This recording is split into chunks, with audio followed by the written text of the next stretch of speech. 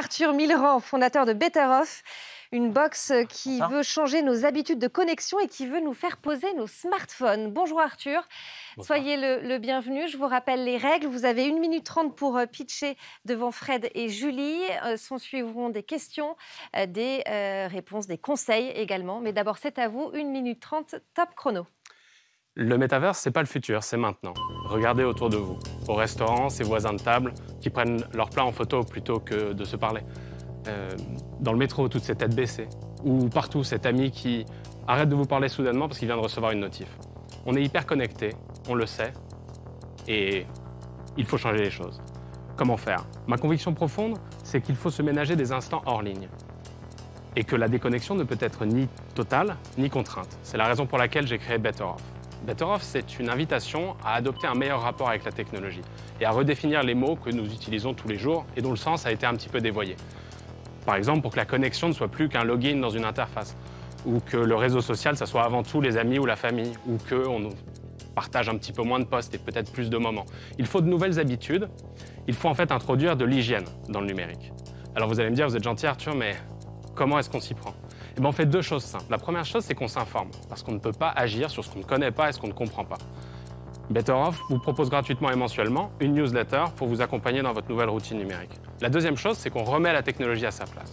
Notre premier produit, la Box One, offre une place au smartphone. En cours de développement, c'est une boîte toute simple, conçue pour accueillir 1 à 5 smartphones qui permettent de les rechercher avec un design sobre et élégant. BetterOff, c'est une contribution no-tech à notre société ultra connectée. Merci beaucoup Arthur. Fred, tes questions?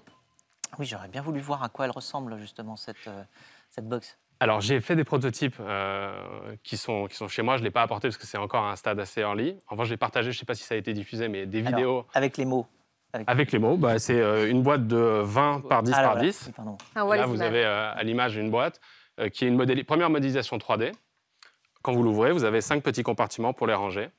Et vous avez 4 trous pour pouvoir mettre des câbles et recharger votre portable. Pourquoi pas prendre une boîte à chaussures? Pourquoi une boîte, du coup? Pourquoi pas juste le poser? Deux choses. La première chose, c'est si vous avez des cigares, par exemple, si vous êtes amateur de cigares, vous n'allez pas mettre des cigares dans une boîte à chaussures. De la même manière, cette boîte, elle est conçue exclusivement pour les smartphones. Si vous voulez mettre votre portable dans une boîte à chaussures, BetterOff ne vous vendra rien, mais sera très content que vous entamiez cette démarche. D'accord, donc la valeur ajoutée, elle est principalement sur l'accompagnement pour réussir à moins utiliser justement son téléphone que sur la boîte elle-même. La boîte elle-même, elle a une vocation qui est avant tout de donner envie d'acheter le produit. Donc il faut qu'elle soit belle, il faut qu'elle soit premium, il faut qu'elle soit pratique, il faut qu'elle soit conçue pour ça. Ça, c'est tous les plus.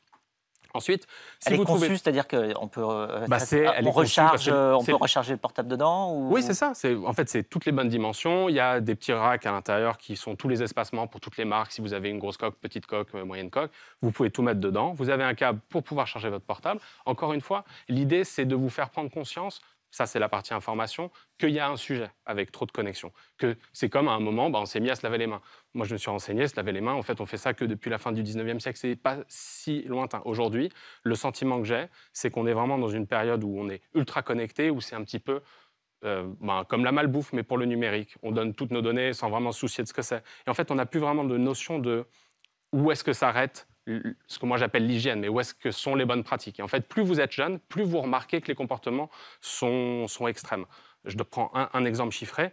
En moyenne, en 2021, on a observé qu'on passait 4h48 sur son portable. En revanche, la tranche 13-18 ans, c'est 6h40.